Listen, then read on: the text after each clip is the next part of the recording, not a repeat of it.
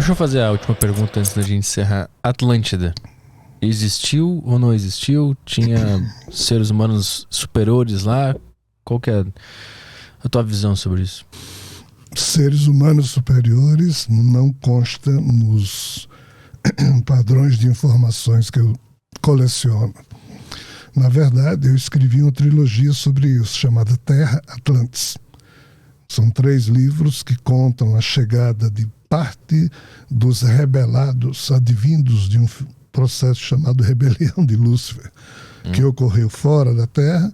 Essa turma chegou aqui na Terra como resultado desse movimento revolucionário, que deu tudo errado, por sinal.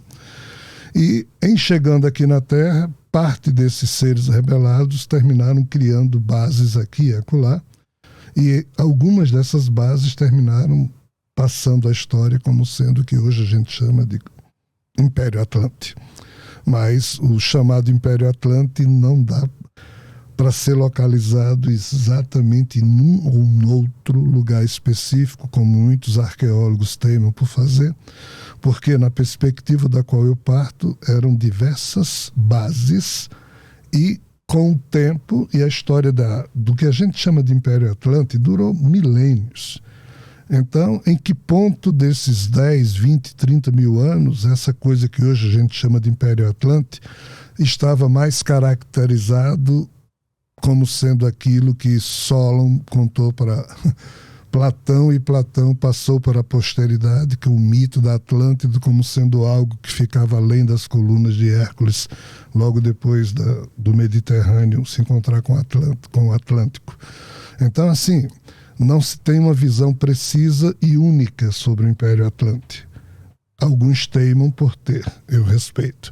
Mas na perspectiva da qual eu parto, existiram muitas Atlântidas e muitas bases de seres que se chamavam de seres atlantes.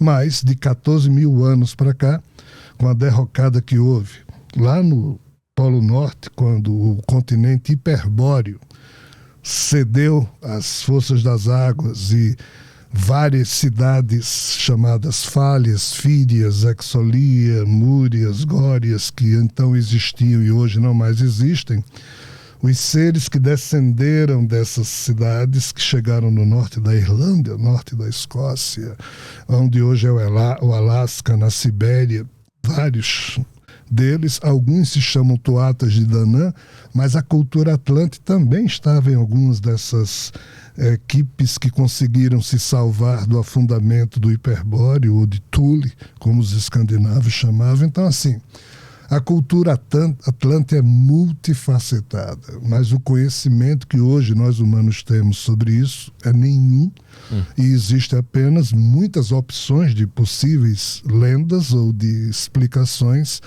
mas nós temos que esperar um pouco mais para poder carimbar com certeza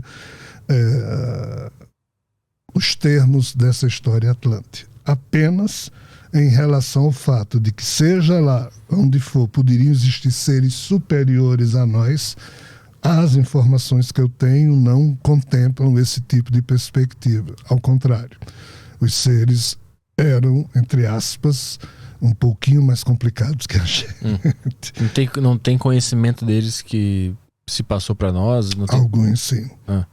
Mas assim, esses conhecimentos todos terminaram sendo perdidos há cerca de 9 mil anos atrás, quando o dilúvio mexeu com todo o planeta e acabou com toda uma série de sobrevivência da Atlântida antiga. Então, assim, nós temos mais de 500 mitos de dilúvio na história humana. São vários dilúvios. Mas tudo indica que houve um super dilúvio há cerca de 9 mil anos. Só que 5 mil anos antes desse super dilúvio houve um movimento da crosta terrestre que fez com que tudo que existia se ferrasse, inclusive esse continente chamado Hiperbóreo lá no norte, e o chamado também continente perdido de Mu, o da Lemúria, que era uma continuação do continente indiano. Então são muitas histórias que, dentro em breve, penso eu, Arthur, isso tudo vai ser esclarecido, porque esses seres que estão chegando aí, com a reintegração da Terra, o circuito da fofoca e da convivência cósmica, isso tudo vai ser retomado e finalmente os humanos vão ser informados, não na base do achismo, da crença ou do iluminado que apareça aqui dizendo isso ou aquilo, mas sim por histórias que provavelmente irão repor a verdade.